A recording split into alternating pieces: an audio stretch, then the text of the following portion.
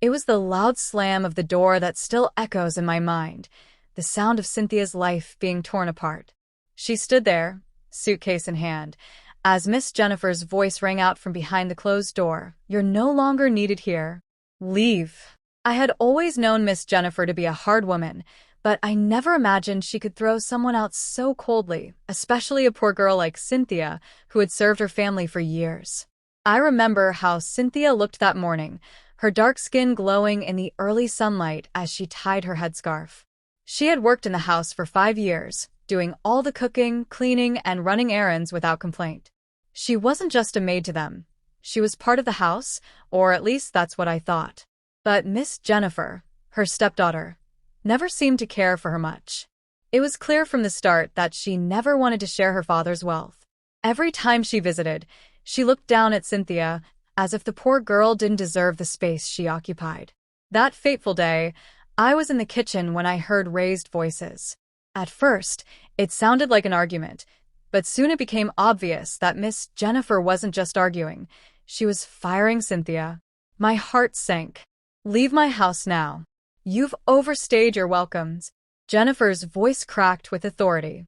Cynthia was stunned, standing there with her hands trembling, but she didn't fight back.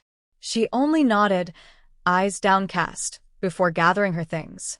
I could tell she was holding back tears. Cynthia had always been soft-spoken, kind, and hardworking, but she never stood up for herself. I wanted to say something, but I was just a quiet helper in the background. I had no right to interfere. As she walked out with her belongings in tow, her footsteps heavy on the gravel path, I heard the hum of a car engine approaching. It was a red Lexus RX 350 Jeep, sleek and shiny, with a handsome man in the driver's seat. He wore traditional Igbo attire and a red cap that gave him an air of respect and power. The man stepped out of the car. It was Chinedu, the billionaire from the neighboring town. He was a regular at the local market, always kind and generous with the villagers. I had heard rumors about how much he was worth, but seeing him up close, I could see that wealth had not changed him. He was a man of dignity. Cynthia looked up at the sight of him, and for a moment, I thought she might smile, but instead, she just lowered her head, her face filled with sadness. Chinedu saw her and paused, taking in the scene. He asked softly, "What's going on here, Cynthia?" Miss Jennifer stood by the door, arms crossed, as if waiting for the drama to unfold.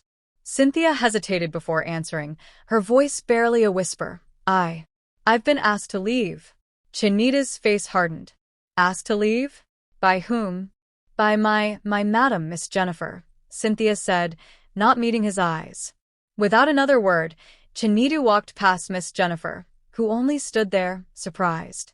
He stood before Cynthia, his expression firm. "You won't be going anywhere. Come with me." There was a stunned silence. I had never seen Chinedu so serious. Miss Jennifer opened her mouth to protest, but Chinedu simply turned to her and said, "You have no right to treat her this way. She's worked hard for you." With that, he gestured for Cynthia to follow him to his car. Cynthia's eyes widened, unsure of what was happening. But something in Chinedu's presence made her step forward, and without another word, they drove off. As they left, I couldn't help but feel a deep sense of relief. For the first time in years, Cynthia was free from the cruelty she had endured, and she was no longer bound to a house that saw her as nothing more than a servant. I never saw Miss Jennifer's face again, but I heard the news. Her father, the wealthy man, had been heartbroken. He had always loved his daughter, but Chinedu's actions had opened his eyes to the truth. Cynthia's departure had caused a rift in the family that never healed. And as for Cynthia, well, she found a new life with Chinedu. He took her in, not as a maid, but as a partner. The last time I saw her, she was dressed in a beautiful new gown, standing beside Chinedu at the market. She had a smile on her face, one that I hadn't seen in years. It was the kindness of one man that changed Cynthia's life forever. In a world that had so often turned its back on her, Chinedu showed her the kindness she had always deserved.